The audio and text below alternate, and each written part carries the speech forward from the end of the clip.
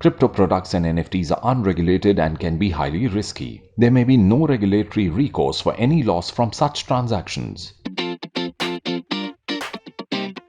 दोस्तों लिक्विडिटी एक महत्वपूर्ण हिस्सा है क्रिप्टो और फाइनेंशियल मार्केट्स का। अब भाई ये वो तरीका है जिससे कि आप अपने एसेट्स को कैश में तब्दील कर सकते हैं सबसे सरल और सुचारू रूप से और बिना मार्केट में हो रहे जो प्राइसेस में उतार चढ़ाव है उनके लपेटे में आए हुए। अगर कोई एसेट लिक्विड है ना तो काफी लंबा समय लगता है उसको कैश में परिवर्तित करने में और कई बार तो भाई स्लिपेज भी हो सकती है। स्लिपेज अर्थात कि जो प्राइस पे आप किसी एसेट को बेचना चाहते हैं वर्सेस जिस प्राइस पर वो बिके उसके बीच में जो फर्क है वह।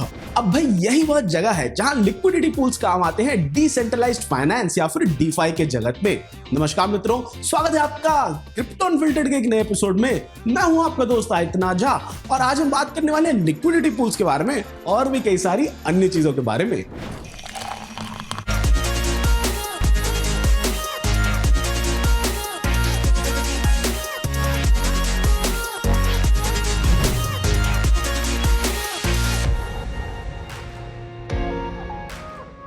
सरल शब्दों में कहा जाए तो भैया लिक्विडिटी पूल्स एक तरह से वॉल्ट जैसे हैं जहां पर निवेशक अपने एसेट्स को जमा कर सकते हैं ताकि एक ट्रेडिंग पेयर बन सके और फिर इसके फलस्वरूप उन एसेट्स को लिक्विड किया जा सके उन लोगों के लिए जो कि ट्रेड करना चाहते हैं उस पेयर में। तकनीकी शब्दों में जो वॉल्ट है ना वो एक स्मार्ट कॉन्ट्रैक्ट है जो कि मौका देता है यूजर्स को कि वो अपने टोकन्स को सुरक्षित रूप से जमा कर सके।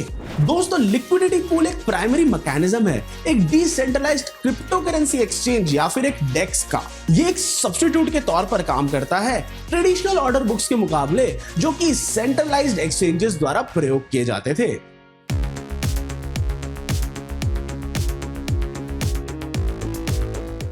अब भाई कल्पना कीजिए कि आप प्रतीक्षा कर रहे हैं ऑर्डर करने के लिए एक फास्ट फूड रेस्टोरेंट में। अब भाई यहां पर लिक्विडिटी को कैसे हम एक्सप्लेन करें? लिक्विडिटी को हम ऐसे एक्सप्लेन कर सकते हैं कि हमारे पास बड़े सारे कैशियर्स हैं, जितने हमारे पास कस्टमर नहीं है उससे ज्यादा हमारे पास कैशियर्स हैं। तो इससे होगा क्या? इससे ये होगा कि लंबी लंबी लाइनें नहीं लगेंगी और जिनको भी कुछ भी खाना लेना होगा उनके ऑर्डर्स बड़ी तेजी से निकलते जाएंगे। अब भाई इससे ऑर्डर्स और ट्रांजैक्शंस की जो गति है ना वह बढ़ जाएगी और कस्टमर्स खुश रहेंगे। अब ऐसे ही लिक्विडिटी भी होती है। अब यही दूसरी ओर इलिक्विडिटी जो है वो ये है कि हमारे पास सपोज करिए सिर्फ एक कैशियर है और पूरी कस्टमर्स की लंबी लाइन लगी हुई है। इसके कारण फिर यार ऑर्डर स्लो हो जाएंगे, ट्रांजैक्शंस की गति भी एकदम धीमी हो जाएगी और जो कस्टमर दुखी होंगे वो तो होगा ही। अब भाई परंपरागत वित्तीय व्यवस्था जो है ना वहां पर लिक्विडिटी प्रदान की जाती है किसी भी एसेट के बायर्स और सेलर्स के द्वारा। इसी की अपेक्षा में जो डीफाई है वो निर्भर है भाई लिक्विडिटी पूल्स पर ताकि वो सुचारू रूप से काम करता रहे। दोस्तों लिक्विडिटी पूल्स को क्रिप्टो करेंसी एक्सचेंजेस की बैकबोन कहने के पीछे कारण यह है कि हमको सुविधा देते हैं खरीद बेच करने की, बाय सेल की, बिना उन ट्रेडिशनल फर्म्स के जिनके कारण ट्रेडिशनल मार्केट्स को लिक्विडिटी मिल रही थी और जिनको मार्केट मेकर्स भी कहा जाता है।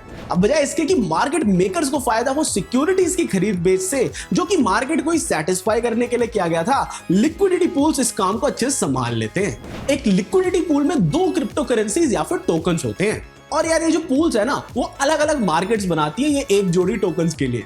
जो भी किसी एक नए पूल का निर्माता होता है ना वो उस एसेट के लिए एक शुरुआती कीमत को सेट करता है। पर यार अगर जो उस पूल की कीमत रखी गई है वो वैश्विक क्रिप्टो बाजार से मेल न खा रही हो तो जो लिक्विडिटी दाता है ना वह अपना कैपिटल लूज कर सकता है। टोकन्स को मार्केट प्राइस की समता में रखना जैसे और प्रोवाइडर्स फंड्स डालते जाए पूल में, ये एक बहुत ही महत्वपूर्ण कार्य है।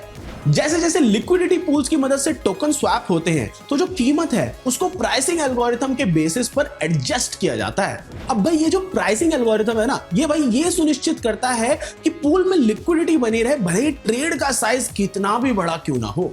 इसी वजह से इनको कई बारी ऑटोमेटेड मार्केट मेकर्स या फिर AMM भी कहा जाता है। जो टोकन रेशो है वह पूल के दाम को निर्धारित करता है। आइए एक उदाहरण लेते हैं। जैसे सपोज कीजिए आपके पास डाई और इथेरियम का एक पूल है।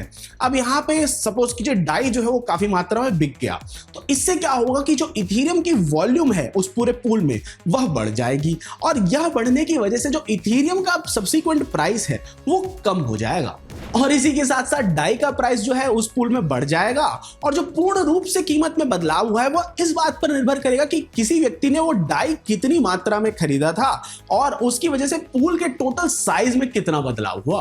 अब भाई बड़े पूल्स के अंदर तो भाई कम ही बदलाव देखने को मिलेंगे, क्योंकि वहां पे बहुत ही बड़े साइज के ट्रेड्स रिक्वायर्ड होंगे किसी भी बड़े लेवल के उतार चढ़ाव को देखने के लिए। जो लिक्विडिटी प्रोवाइडर होते हैं ना यार, वो पैसा कमाते हैं ट्रांजैक्शन फीस से, जो कि दूसरे देते हैं किसी भी लिक्विडिटी पूल में बाय या सेल करने के लिए। और यार ये जो ट्रांजैक्शन फीस है ना, ये फिर वापस जाती है लिक्विडिटी पूल के अंदर ही, ताकि आपके जो टोकन का दाम है उसको बढ़ाने में मदद मिले और ओवरऑल वैल्यू में इजाफा हो। अब भाई पहले से स्थापित लिक्विडिटी पूल्स में $1 मिलियन से भी ज्यादा इन्वेस्टेड हो सकता है, और इसी की वजह से वो काफी स्टेबल लगते हैं नए क्रिप्टो ट्रेडर्स को और उन लोगों को जो कि शुरुआत करना चाहते हैं क्रिप्टो की मार्केट में। और यार वहीं दूसरी ओर जो छोटे पूल्स होते हैं वो काफी हद तक संवेदनशील होते हैं, और मार्केट में हो रहे उतार चढ़ाव की वजह से उनके अंदर अगर आपके टोकन्स मौजूद हैं तो उनकी कीमत में काफी गिराव आने की संभावना होती है। सही पूल के चुनाव के साथ आप आराम से तगड़ी वैल्यू स्टेबिलिटी का आनंद ले सकते हैं, और आपको ट्रांजैक्शन फीस तो मिलती ही रहेगी जो आपके शुरुआती किए गए निवेश को समय के साथ बढ़ाती रहेगी।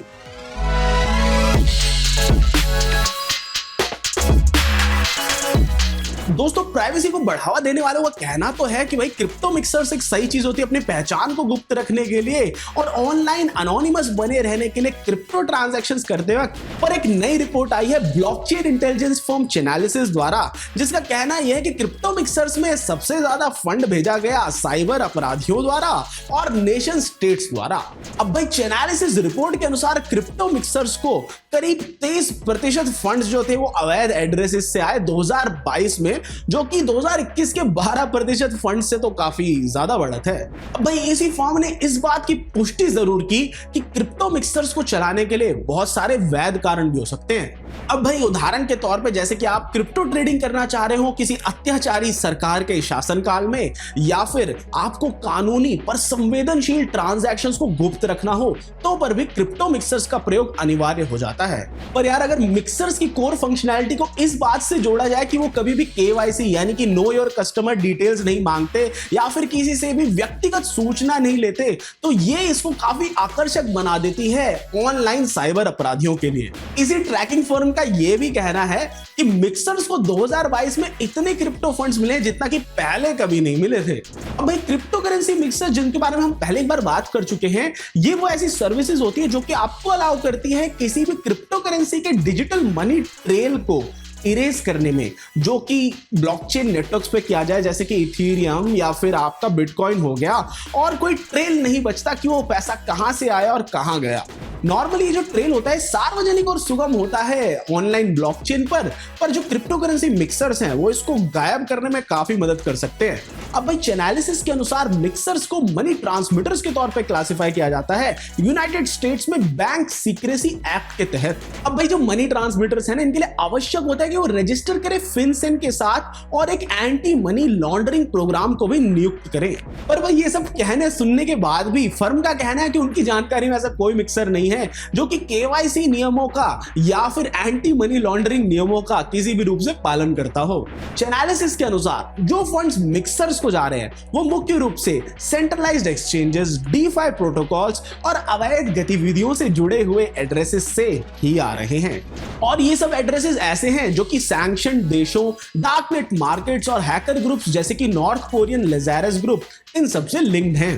दोस्तों पिछले महीने साइबर अपराधियों ने $36 मिलियन यानी कि 288 करोड़ रुपए हार्मनी प्रोटोकॉल के होराइजन ब्रिज से चुराए हुए इथेरियम के रूप में टोर्नाडो कैश मिक्सिंग सर्विस को भेजे।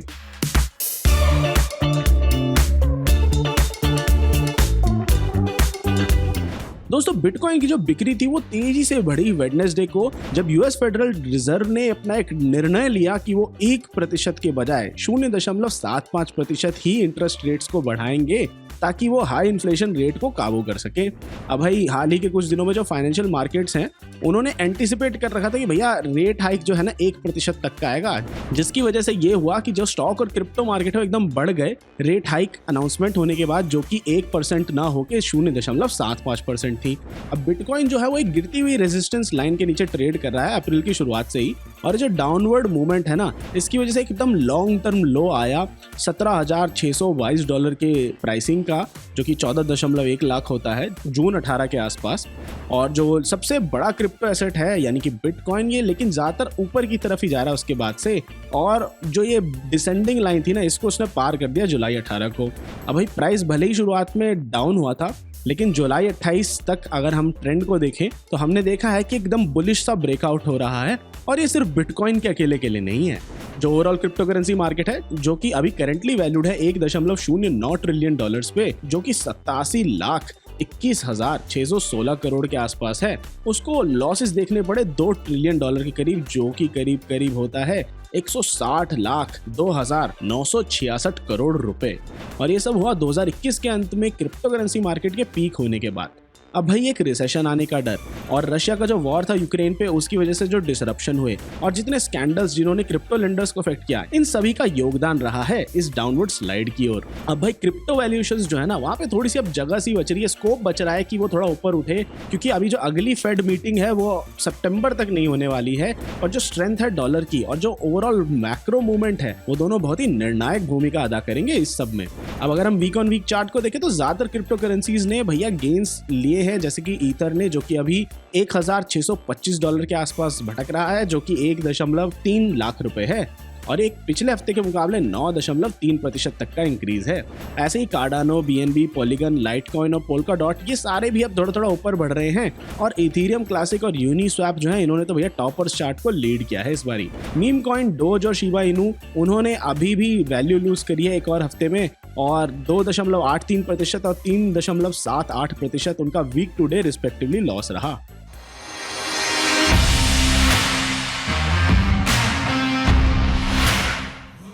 दोस्तों पिछले 24 घंटे में मार्केट जो है वो 10.25% ऊपर गई है। इस सब के बीच इथेरियम ने गेन देखा 10.67% का, एल्गोरैंड ने गेन देखा 4.16% का, बिटकॉइन ने भी बढ़त देखी 7.43% की, ऐसे ही शिबा इनू ने भी बढ़त देखी 4.73% की, सैंड ने भी बढ़त देखी 6.63% की, और ऐसे ही गाला ने भी बढ़त देखी 5.11% की। इस हफ्ते सबसे ज्यादा लूज किया पैक्स ने 0.38% पे। अगर आप शुरुआत करना चाहते हैं अपने क्रिप्टो के सफर की, जानना चाहते हैं क्रिप्टो के बारे में थोड़ा और, या फिर आप ट्रेड करना चाहते हैं क्रिप्टो में, तो आज ही डाउनलोड कीजिए कॉइनस्विच ऐप को, जिसका लिंक हमने नीचे डिस्क्रिप्शन में दे रखा है। तो दोस्तों आज के क्रिप्टो अनफिल्टर्ड एपिसोड के लिए इतना ही। आशा करता हूं आपको सब कुछ समझ में आया होगा। कुछ भी पूछना हो तो नीचे कमेंट्स में छोड़ जाइए और मैं आपसे मिलता हूं अगले एपिसोड में। Crypto products and NFTs are unregulated and can be highly risky. There may be no regulatory recourse for any loss from such transactions.